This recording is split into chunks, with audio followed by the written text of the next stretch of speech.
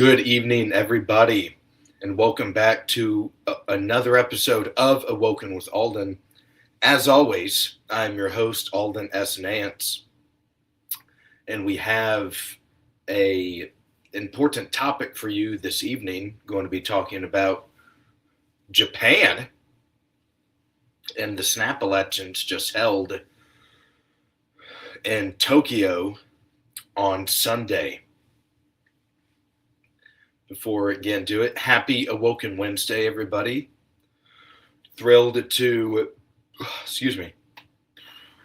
announce, kind of saying this again from last night, but we are over 300 subscribers now on the YouTube channel. We are growing a little bit, brick by brick and day by day, as we continue this mass awakening that is needed to help save our country. Additionally, before we hop into our main topic, as we've already announced, is Japan.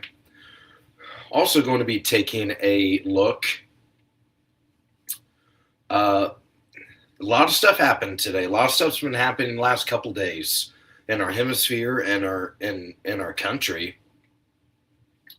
Canada, you have another tranny in a school shooting, killing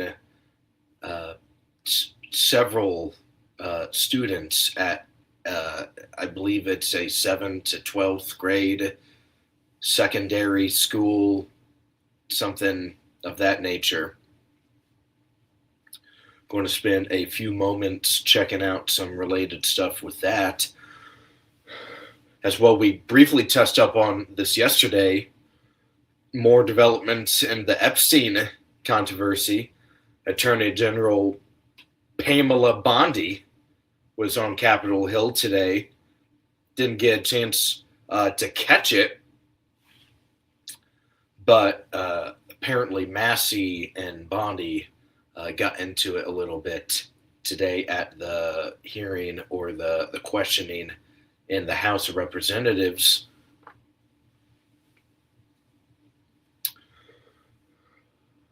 Let me refocus. There we go. Additionally, you maybe caught some of the live stream this morning. We had Israeli Prime Minister Benjamin Netanyahu attended a meeting with Donald Trump, the President of the United States, at the White House today. We believe it was about Iran. Arguably, last Friday, you have Steve Witkoff meet with Iranian representatives, diplomacy personnel from the Iranian side.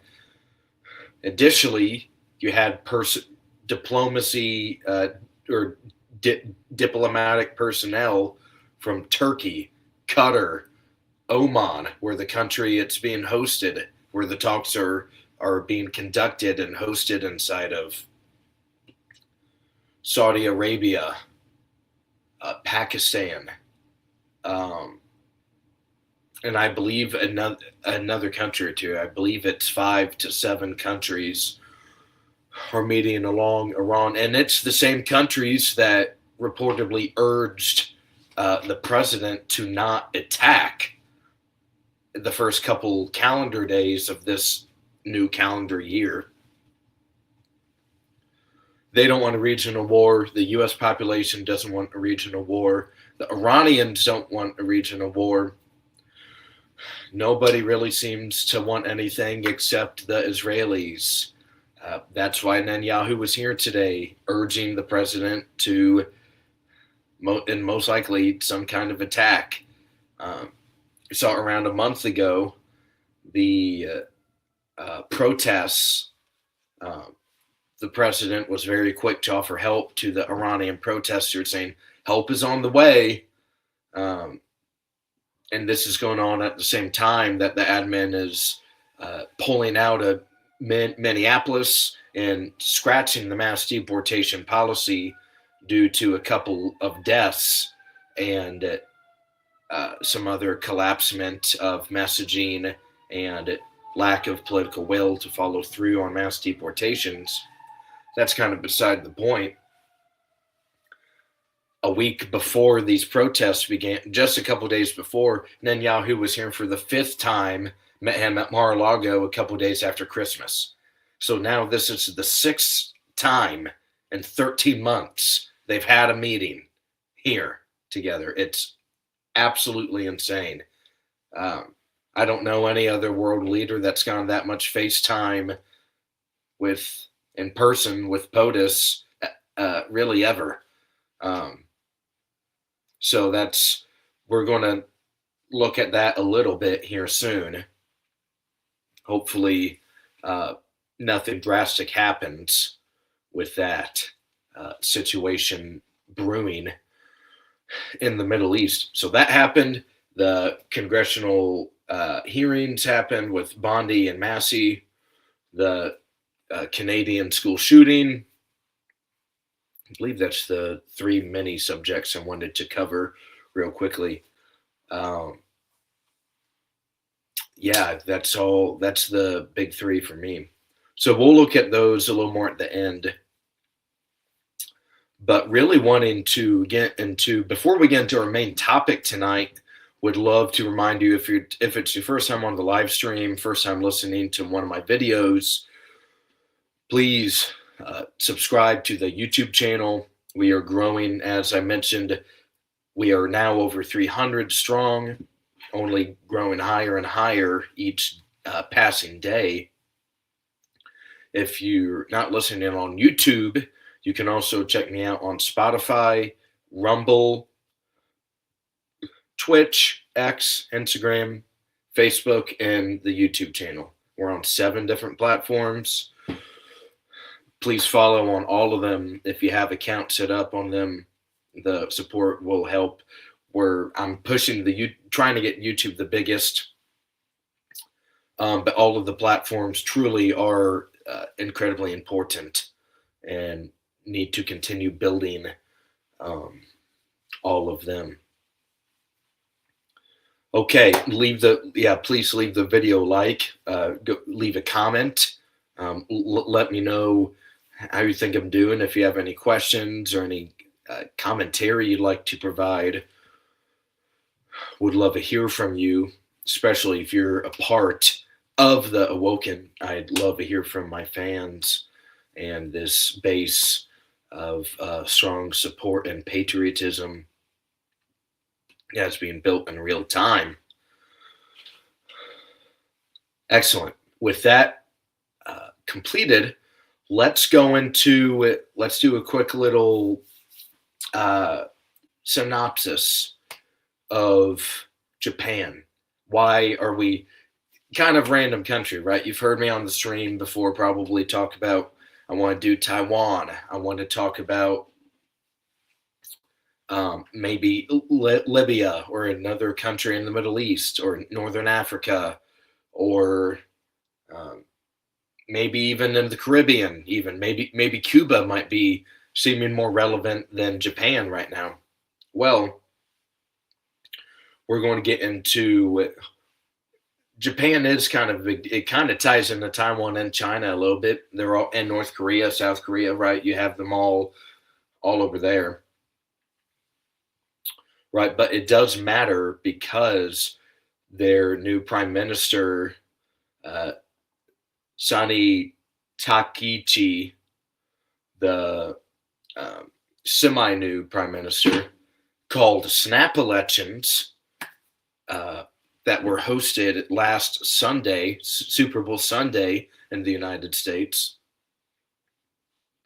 And her party, I believe the Liberal Democratic Party is what it's called, the LDP, swept big time.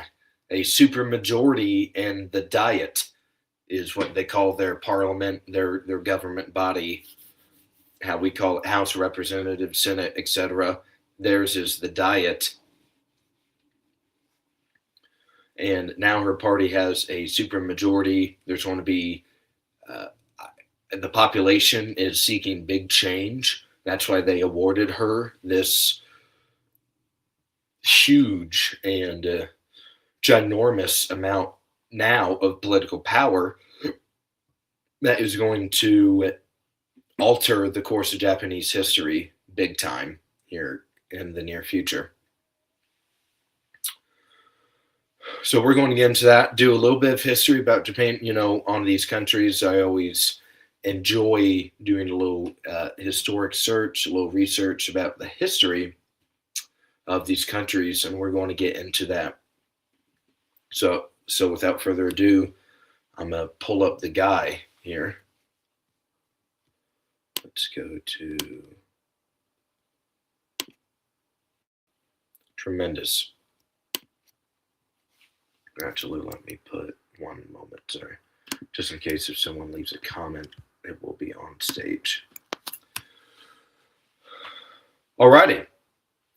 Here's our main deal. Why Japan matters. As I kind of mentioned, kind of random, right? You probably weren't expecting this country for this Awoken Wednesday. Why should I become awoken to Japanese politics, Japanese society, and the whole shindig? I'm going to tell you why. Let's go all the way back. I love doing that. I love essentially doing a catapult slingshot. We're pulling that sick puppy all the way back to present day. The birth of Japan. So the main core thing here is you learn whether it's not the same country, but like if you saw the Panda movie, what's the Panda movie called? A Kung Fu Fighter. The grotesque, overweight panda. Just you kind of see the culture in that movie, right? Probably the second you see this image, maybe the scene that comes to mind in that movie is when the turtle fades into all of the petals. Even though it's not the same country, I'm just trying to get some little cultural context implanted in your head for a moment. So that this mythology teaches that Japan was created by the gods. It's more than just people found it one day or someone like Christopher Columbus stumbled along and colonized the area. Is that it was created by the gods. That's something that they try and stress a lot. And the emperor, even though now today it's more of a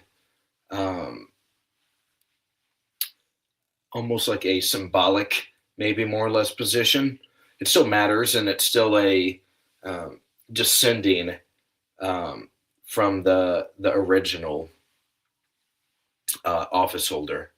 The islands were considered sacred land with a very divine purpose, and as well, their identity is intentionally supposed to be rooted in an unbroken internal lineage with unity within the land. The territory matters. Your ancestors there matter. That's going to matter a lot as I continue on with their current population debacle, the age debacle. Let's just call it that.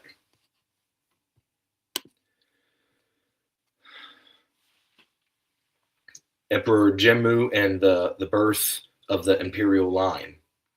Mentioned in the last slide, the emperor matters to the population, and it traces this imperial line to Emperor Jimmu around 660 BC.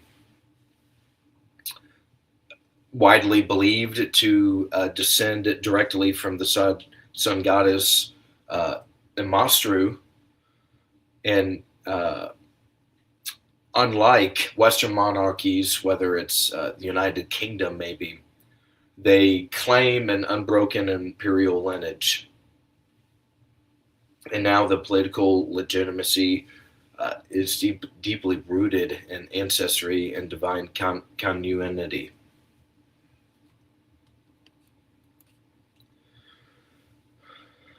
you've probably heard samurai before, the term, whether it's an anime or samurai fighter or some kind of video game, maybe you're playing. You've heard this before. The code of Budishu, Boshido, excuse me. And for hundreds of years, the country was ruled by these strong military figures known as samurai. And the way day-to-day life woke up in the morning was very heavily influenced by the hierarchy and loyalty to samurai, the samurai. And the Bushido Code really emphasized honor, discipline, and duty above life, really trying to implement that Japan was a nation not founded but created by gods. And your personal desires and ideas and objectives and goals had to be secondary to the order and stability of the state. That was first.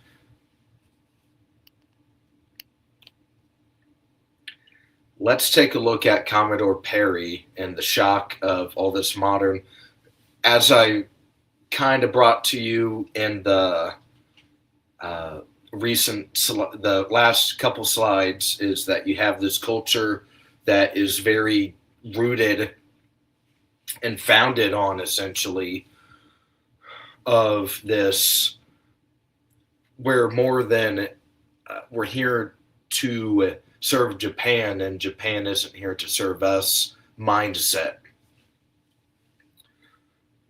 Let's go back to 1853, and these American warships under Commodore Matthew Perry forced Japan to open up its ports, open up routes. Unequal treaties followed, right? So the sovereignty was in doubt and questioned. America at this point, right? There's industrial revolution, all that jazz. Maybe not that necessarily, but you have this is shortly prior to the Civil War, even.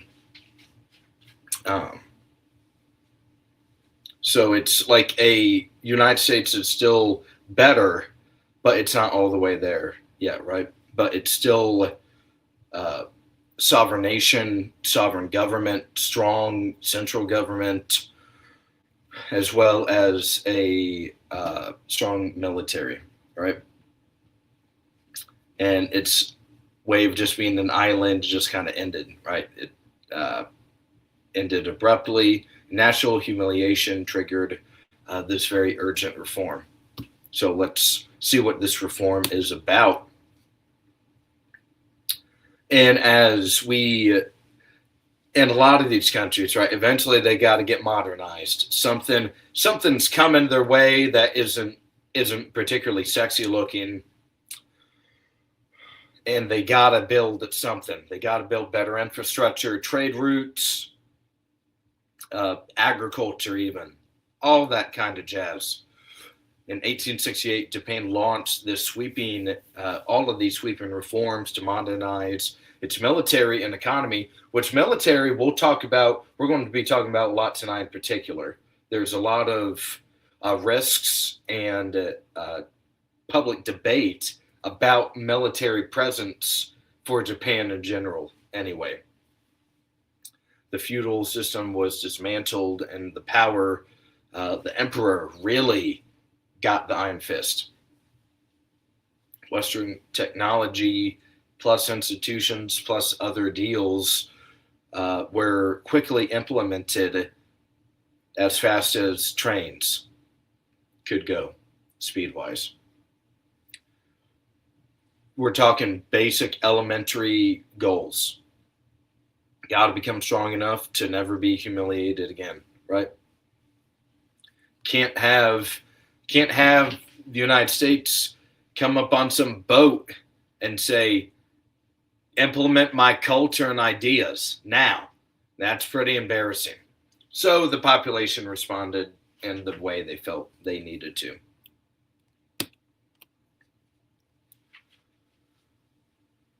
So they have the stronger military, right? They're emboldened. Um, they have a couple solid victories over Russia and China. Additionally, parts of Korea and parts of China, rather, where under the control of the Japanese regime, had expanded territory. This strength supported enough expansion on a military basis across East Asia. And now you have this population that is, you have so much, just think of nationalism as a beer, but you have like a 30 rack of nationalism. You're not going to quit stopping. And this beer is not, you're not going to pass out. You're going to have super strength instead. And really want to, I'm for Japan. And you're just going to keep going and going. Now the foreign policy is incredibly aggressive. You're growing the regime to conquer territory even. That's bold. However, they had a little too much nationalism beer and suffered a pretty catastrophic catastrophe in the second half of the year of 1945. They're still on that high, that nationalism high. They attack the United States. That's pretty ballsy. Pearl Harbor attack, we remember December 7th, 1941. Pearl Harbor, one of the most catastrophic events in U.S. history. The next day, President Roosevelt declares war. We enter the Second World War, right? You probably remember that through school. Allied bombing campaigns really crippled Tokyo and other large cities. And they were still drinking this nationalism beer. But then eventually, it's almost like you just know they're not going to quit. So you need to lay the hammer down against them. And President Truman made the difficult decision to drop multiple atomic bombs on Hiroshima and Nagasaki in 1945. We know the damage that was done to those communities and country. Emperor Hirohito announced surrender, and really the empire collapsed. It was game over. The national identity was shattered. The United States, just nation building. In Japan, there is a sense of regime change even. Article 9. Here's when I mentioned having a strong national military and identity a few minutes ago. For the Japanese people, we're talking about now they have a defense force. I believe it's the NJSF, the National Japanese Defense Force, or something among those lines. And under heavy U.S. Supervision and nation building, in Article 9 of their Constitution, there is the the amendment or the article states that they will never build an actual military to seek aggression against other countries, and that's something that Sani Takichi, the newly elected prime minister, ran on maybe phasing out, more or less. One of the reasons that her party did so well on Sunday was this Article 9 debate. As I mentioned, new constitution in 1947 tossed the old one. The political system changed. And war is just not happening anymore for the Japanese. The security became dependent. Really, they were shackled to the U.S. We had them, still kind of have them now, and that's what Takeichi is hopefully maybe trying to get them off of so much. Maybe not so much to dependency with the United States. And that's Douglas MacArthur back there.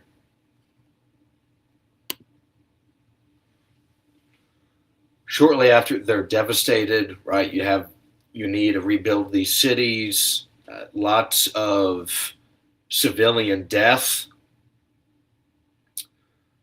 50s through the 80s, there was really a huge amount of extraordinary economic growth. Industrial exports and technological innovation helped transform the country in a big, meaningful way. The LDP, the party still in power today, had it by the balls. They had the political system under their waistband, had long-term stability with this as well. And they essentially said, okay, if we can't invest in a large military, we need to position ourselves strongly in another way. And they viewed that trying to get a stronger citywide economy, nationwide economy, transportation better was the way to go.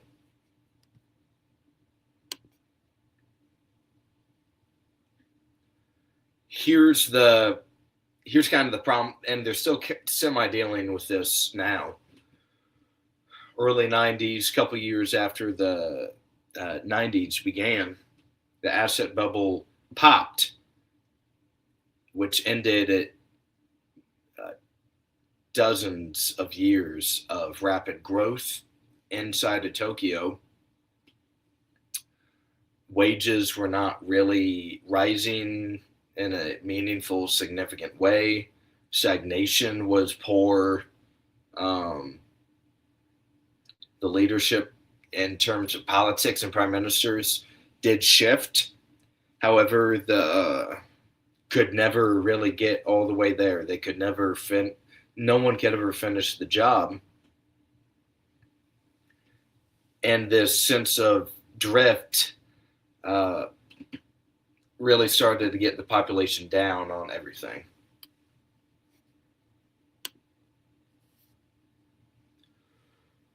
Mentioned this a couple slides ago. However, you have right now, one of their biggest problems is that the younger population is vastly outnumbered by their grandparents and parents. One of the lowest birth rates in the entire planet, causing, you can see the stresses that cause very quickly. And this is happening rapidly. This isn't happening over multiple decades. This is happening in multiple years, half of a decade. Fast happening. And now there's there's more significant pressure on this elderly population for economic stability to improve and grow and increase even. And now this is semi happening in the United States, not as much, but the young people in Japan and my age that are living in Japan right now, they're thinking, shoot, like 30, even 10 years from now, what's the country going to look like? It's happening so fast. There's just a lot of questioning, uncertainty that needs to be figured out. One of those uncertainties is the rise of Beijing and China. One of the reasons that Takichi was so successful in the elections last Sunday, she was able to effectively show that the China threat was worth making changes to Article 9 potentially in the future of their constitution. They have reshaped East Asia. We know that, I said this last night on the show, I mentioned this on several other past episodes, is that the number one overall seed is the United States and the number two overall seed is China. There's no denying that. That's the reality. There's just disputes over island. We talked about the National Defense Strategy last night. Taiwan is a huge deliberation point and potentially poison pill area on Earth if China decides to maybe seek regime change by the end of this year or something of that nature. Additionally, you have, if you go back to the Price is Right episode of The Axis of Evil, the North Koreans were ballsy for the nuclear ambitions and they got it. They now test missiles frequently over Japan on a very frequent basis, which again adds to uncertainty and stress. So you have Kim Jong-un, who they think, who knows, this guy's crazy, who knows what he's going to do. And you know, China up there, they're serious. They're a threat, obviously. Taiwan is kind of right in the middle of everything. This is where the Article 9 breaking point begins. With this, we're heading to incredibly recent Japanese history. One of the first prime ministers that you probably remember yourself is Shinzo Abe. Had a strong relationship with the incumbent U.S. president, assassinated, I believe a few years ago. That was a pretty wild day. Not expected. And something to that point in Japan, at least in my recent knowledge, is that the citizen population is not allowed to carry firearms or possess or own firearms as well. So a very unfortunate situation with Shinzo Abe there. However, he argued that, hey, we need to have some more national sovereignty. We can't only rely, especially with the U.S. becoming more unpredictable as years go on. We got to find a way to do this ourselves. Showed that Article 9 that was limited to a major military buildup for self-defense. He was able to slowly increased the defense budget, which was seen as a big victory for people that viewed the world the same way as him. Also had to frame the issue as security realism for the nation's survival, especially with North Korea and China and the threat of Taiwan maybe potentially having some changes.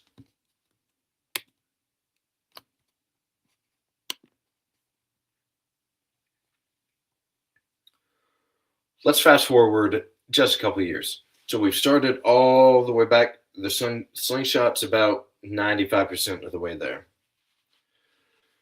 Sane Takehachi, let's learn a little bit about her. Why has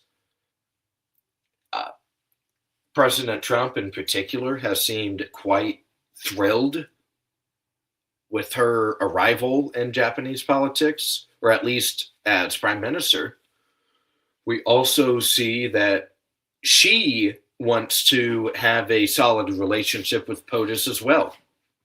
Very solid. Like she's been in politics since the early 90s, I believe. She's not a dummy. She's very smart.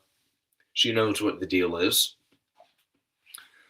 Been in the LDP for decades. Knows how the system works in there.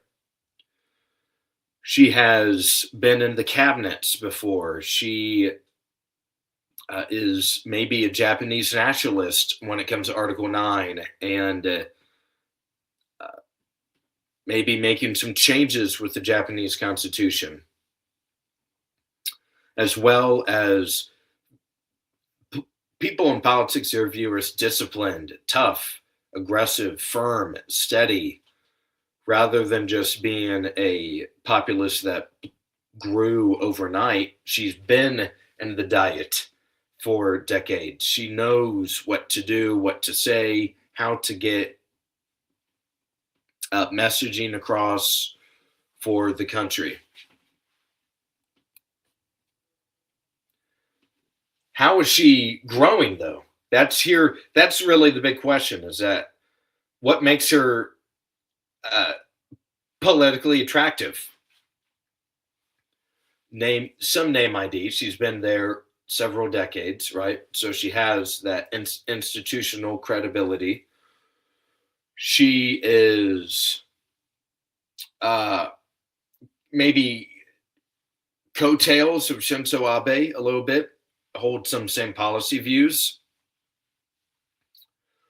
And again, the Japanese nationalism with defense capabilities needing to improve and trying to get a better national security plan in place helped with voters last Sunday.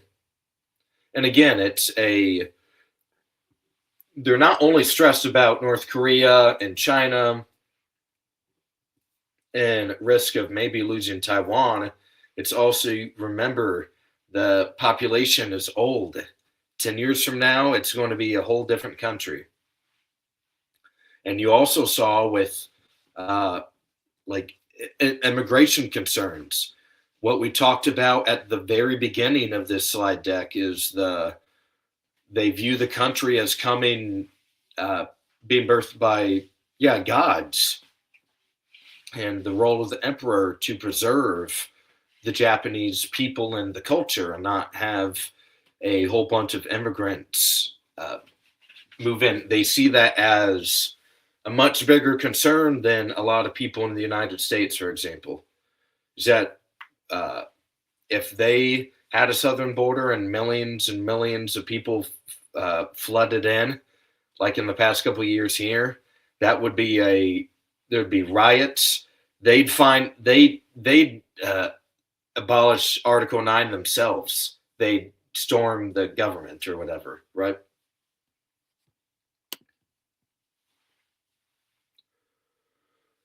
Before Sunday, she had a majority, however, not particularly impressive or a coalition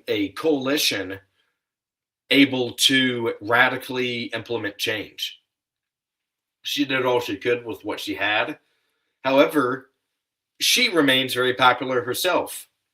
And she knew that, okay, if I call a snap election for this time, I'll still be popular and I can try and improve my uh, standing in the country and within the party, get more party members elected. The demographic decline uh, greatly intensified with, if you're my age in Japan, you're not sure what, if you make it to be a grandpa, you're not sure what the country's going to look like. You really don't, and you want some and mental relief, maybe that at least the government I put in is at least going to try and take this seriously. Yeah, China, North Korea, regional tensions elevating, cost of living, the other money issues, the stagnation of the economy stunk, still stinks. Nothing changed overnight, but the yeah, they needed change with when it came to the economy. Cost of living's too high, and they wanted it. They view her as a strong man, even though she's a woman. They view her as somebody that's been in the game just long enough, that is respected, that is able to get president of the United States and a good little relationship as well, and have a solid partnership with the U.S. while at the same time leaving that dependency on the U.S. Maybe not a shoulder to cry on, but somebody to call instead.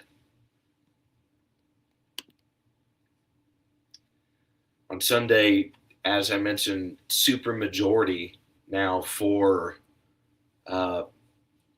Takichi.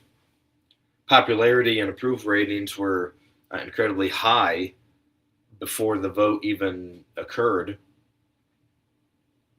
And they wanted more of her strong security, defense, and fiscal reform policies amid all of this regional instability.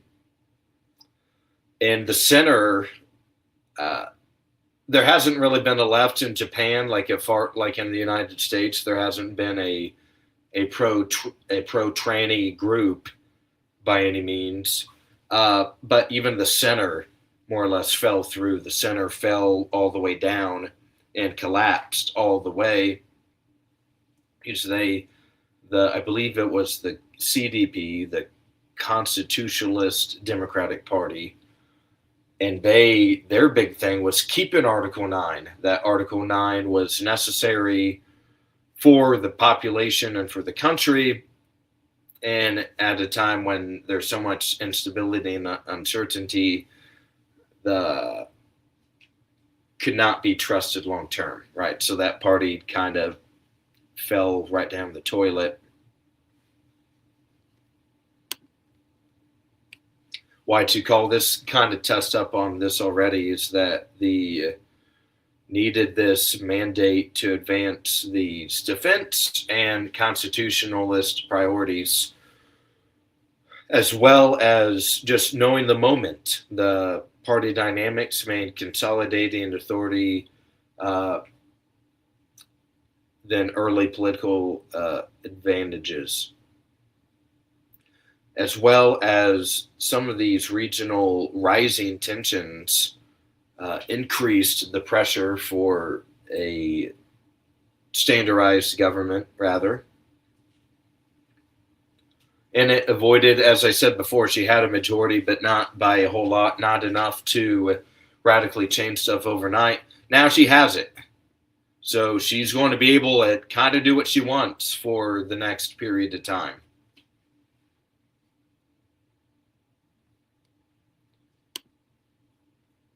We have a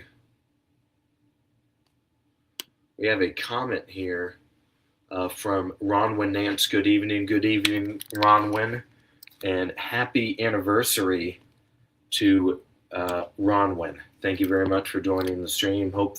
Hoping you're anniversary is going phenomenal right now. Thank you very much for taking some time out of your special day to join the stream. Here, let's get this. All right, wonderful. Awesome. Thank you for taking the time to learn about Japan with us on Awoken Wednesday. What's this really do for the future of Japan, though, however? We're redefining the sovereignty. That's what the population really desires. The defense normalization is only going to continue. Article 9 is only going to be a little more chipped away in the future. The debate over this constitutional revision will remain pretty crucial to political life. We're also probably going to see one of the strongest comments that Takachi made after winning Sunday was, I believe the quote is, if there's an attack against Taiwan, it would be met with a response or some military response from Japan. So here's a America First proposal, is that you kind of let Japan piggyback and try and take point on Taiwan a little bit. Not the entire shindig forever, but they can, that's in their ball court, in their football field, on their court. Let's see what Japan can do. Maybe she can get some kind of a military implemented. And that changes the Taiwan game a lot, very fast. To where, because we've talked about Taiwan a couple of times now, national security strategy, national defense strategy, that's all the way on the other side of the world. But Japan is there, very, nearby. Let them take point on Taiwan. We still monitor it, but the Japanese, they're the first wave.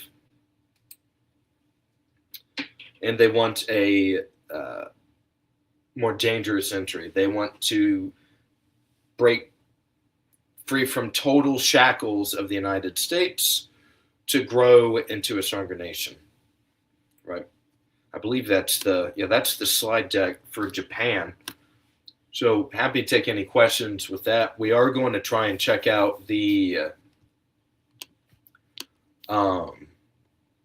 maybe watch some of the exchange with Thomas Massey and Pam Bondi earlier today. Haven't checked that out yet, so we'll do a little live reaction to the events there. Okay.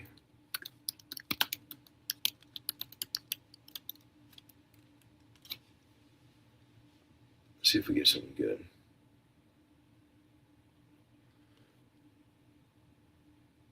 I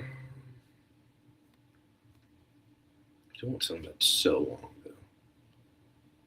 See, what's kind of funny about the Epstein stuff is the legacy media, like Fox, won't cover it. I've been hearing about Nancy Guthrie more in the past week and a half than I didn't even know this woman was a living person. And let's go back to the main dog here. And let's remove the slide deck. But got Nancy Guthrie. Fox News, I get 10 beeps a day about Nancy Guthrie. I had no idea who the hell this woman was before. If my mother was kidnapped, I know there wouldn't be 10 push notifications, or my aunt or my grandma or other aunts. If they were kidnapped, Fox News wouldn't send 10 push notifications a day about them. So I think that's just trying to get Fox viewers not to pay attention to Epstein. But here, let's share the screen.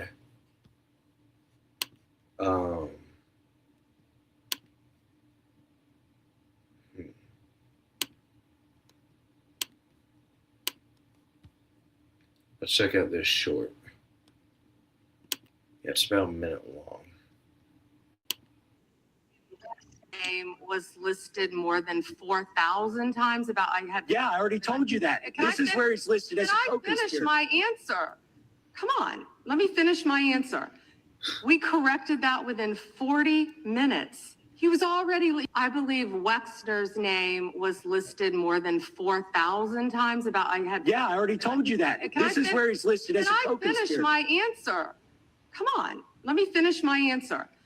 We corrected that within 40 minutes. He was already, you're acting like everybody's trying to cover up Wexner's name. Within 40 minutes, Wexner's name was added back. Within 40 minutes of me catching you red-handed. Red-handed, there was one redaction out of over 4,700, and we invited you in. This guy has Trump derangement syndrome. He needs to get, you're a failed politician. Did you ask Merrick Garland that the last 4 years? Did you talk about Epstein? I am reclaiming my time. I'm glad you're asking about Merrick Garland. You don't get to reclaim time when you don't. This is bigger than Watergate. When I don't answer questions. This goes over 4 administrations. You don't have to go back to Biden. Let's go back to Obama. Let's go back to George Bush. This cover-up spans decades, and you are responsible for this portion of it. I believe Wexner's. Wow. Okay.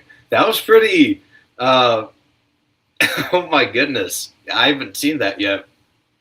That was pretty.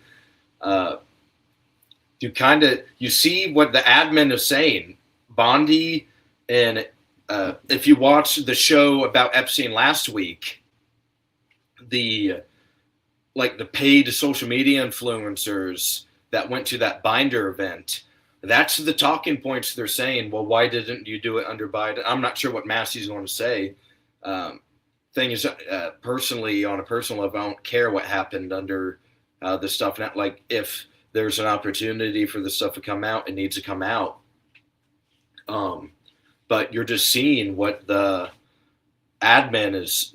They're consistently on retreat on this issue, and midterms are coming up. They're going to have to find a way to. Because they're not only under attack from the left, they're under attack from some on the right. And just going into the midterms, I believe Doug LaMoffa passed away. We mentioned that a couple weeks ago. And Marjorie Taylor Greene resigned. So they just lost 2 seats. And another guy,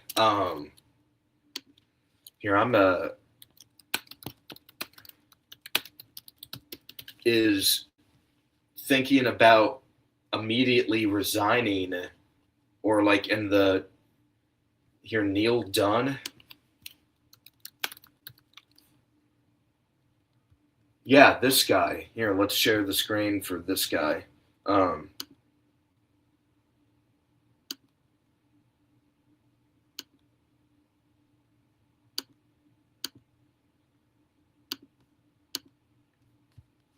So there's fears that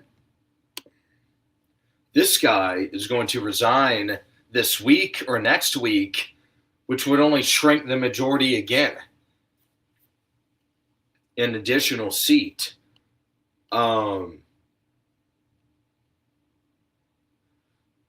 Let's find.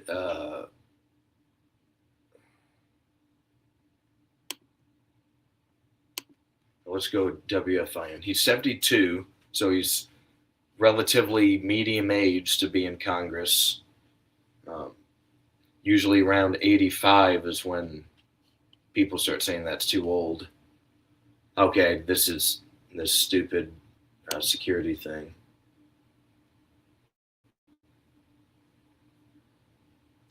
All right, Republican lawmakers' early retirement rumors send shockwaves through House GOP. Fox News Digital was told on Wednesday that lawmakers believe Representative Neil Dunn of Florida is considering bailing early and not serving out the remainder of his term before already announced he'd leave at the end of this. So he's not running for re-election.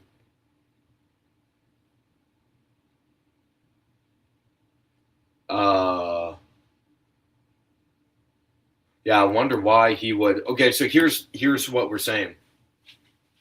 So House margin would fall 217, 214. That means he could only still lose one vote.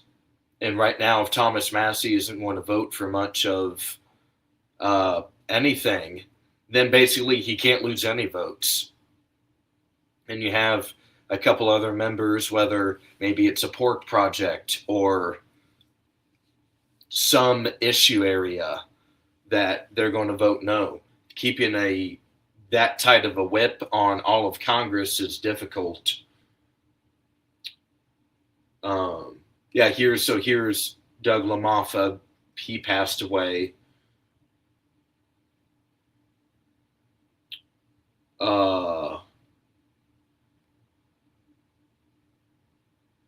Wow, so they won't be able to get this seat filled for a while.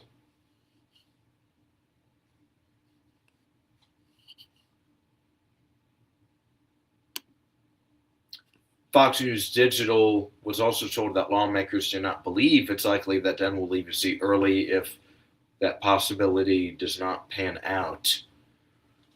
So again, we're just going to have to keep an issue and an eagle eye on this as we only head closer and closer to the midterms. We're going to beef up election coverage. There's just really not a significant amount right now to discuss. It's only about maybe if someone passes away, unfortunately, or something else like that. But I'm happy to take any questions right now. I think going to probably end this guy here. Here in the next few, I'll do a closing a little bit about Japan, though. Is that America First, like the more further right wing, we should use her as an example to that we can have a sovereign nation, have American nationalism, embolden and prioritize additional ideas that we really believe in, right? That our country is, maybe the gods didn't found it, right? But we have a constitution, the founding fathers, all of these great guys, that we can't just let can't just let that change all of a sudden because some people don't like it. So we need to fight to retain our national identity, kind of like what they're doing. So use her as an example to maybe in the future get a future candidate, whether it's Congress or Senate. There's still a lot to do. Yeah, guys, this is a multi-year. This is going to take a while. We're at a little over 300 subs now. We're growing at a steady rate. I have a good low rhythm set up. We're only going to keep improving on everything. But we're going to keep going through the countries. We're going to keep going through the elections. We're going to keep discussing further information about what we need to do to help. So, like I said last night, you have to go and try to do a couple of these anchor shows a week. You get more content out. Go to more demonstrations and protests, right? So we're going to keep growing. Absolutely. But, okay, I believe I'm going to call it there. Unless if someone says something before I hang up. But thank you for tuning into tonight's stream. Deeply appreciate your support and joining the Awoken. If you're still here, please subscribe if you haven't already. Leave the video a like. Leave a comment on the video. Let me know what you think of my analysis about Japan. Maybe what America First can do to replicate Takeichi's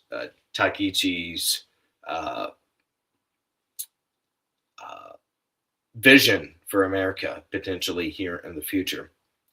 All right, with that, you have been Awoken with Aulden, everybody. Much love. Good night. We will, not sure about next week's schedule. Try to get out to you here soon. But happy anniversary again, Ron. Love you. Much love, everybody.